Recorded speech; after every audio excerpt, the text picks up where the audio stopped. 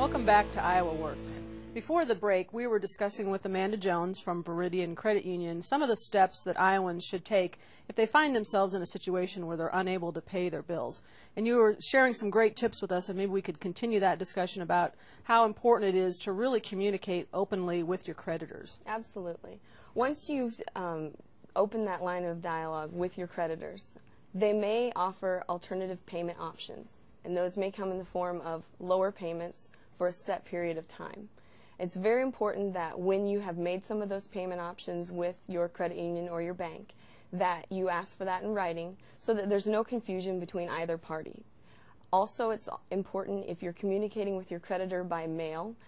For example, if you're unable to reach the creditors or the collection portion of the company that you're working with, you can write a letter, and I would recommend sending it registered mail, specifically requesting different payment arrangements, lay out the amount of payment that you can afford as opposed to the amount that you're currently obligated to pay, and also make sure that you follow up with that in writing. But if you send it registered mail, you have proof that they have received that, so you know that it got to the right person. So it doesn't help to ignore phone calls and not open your mail? No. In fact, that will speed up the collection process more quickly, and it will cause them to start contacting you more often because you'll be viewed as a much bigger risk because they're unable to reach you. If you're willing to communicate with your creditors, they're more willing to work with you typically. So it'd be important to sit down and decide what you really can do, not promise more than you can do, but then work out an arrangement and then meet the terms of that arrangement as long as you can. That's a very, very good point, because if you're committing to make a payment that you know that you can't make, then going through all the arrangements of reduced payments isn't going to benefit you, and you will also lose credibility in that process. So make sure if you've committed to a reduced payment, you pay on time, you pay the amount that you said you were going to pay, and make sure that you have realistic expectations for yourself. One of the options that I hear of Iowans looking at is declaring bankruptcy. I think sometimes we're not aware of some of the long-term implications of declaring bankruptcy, so maybe you could share that with us too. Yeah, when you file for bankruptcy, you have an option to basically erase all of your debt. However, you will also lose property that has any liens against it, so you will be in a position where you may lose your home, you may lose a vehicle that you have a loan out on. So I always encourage people to look at all other options before considering the bankruptcy option. Also, repercussions of bankruptcy include higher interest rates down the road, inability to be able to be approved for a loan, and starting to rebuild your credit all over again with that on your credit history.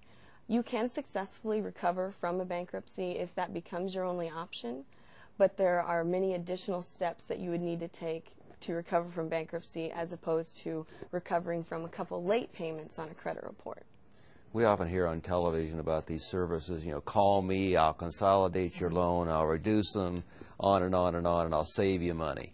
Do you recommend that persons contact whoever happens to be on TV last night? I definitely wouldn't recommend contacting someone that you don't have some sort of financial relationship with. Start at your local credit union or your local financial institution to see who they've worked with. You would be surprised how many options that you would get if you stopped in at your local credit union. They work with many different nonprofit agencies, debt consolidating firms, and they've already done the work to make sure that the person that you're working with to consolidate your debt is reputable. And typically a reputable debt consolidator would be someone who is in a nonprofit sector and has no monetary benefit for you working with them. Okay, good. For most of us, we know a family member or a friend who is going through these kinds of tough transitions during this recession, you know, and we all want to help. And you just keep watching them going through the struggles, and you think, is it best for us to, you know, donate money to them, or is it, you know, wise for folks to accept money from family and friends? I think that's a good question. I think lots of people struggle with that, and it really starts with what you're comfortable with as an individual, and also what they're expecting in return from that loan. You know, if it's going to cause that family member a financial burden to help you out, then maybe that's something you're not willing to accept, and then perhaps you could explore other options.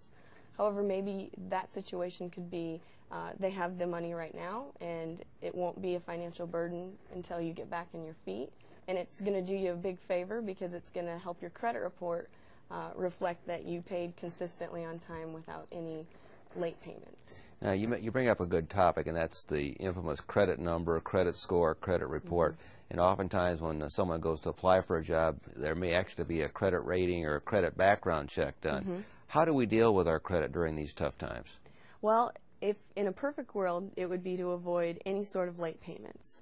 If that's not always an option, then the second option we've talked about, and that's contacting your creditors to make up payment arrangements.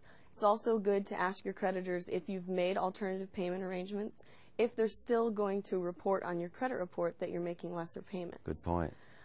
Another thing that you can make sure is not overuse your credit cards to create more debt for yourself.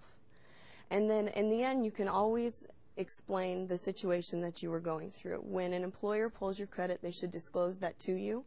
And if they can tell that because of the economic conditions, you were, out of work and seeking employment for the last 6 months, and that's the only trouble you've ever had with payments, then the situation kind of matches what the credit report says. Now, that would also be good because whoever you've been working with at your bank or any of your creditors could actually be a reference for you to say, look, this person came forth, didn't lie, did what they said they were going to do, and went on. Absolutely. Amanda, thank you again. That's all the time we have for this segment of the show. Thank you, ladies and gentlemen, for joining us. If you want more information, go to iowaworkforce.org/IowaWorks TV.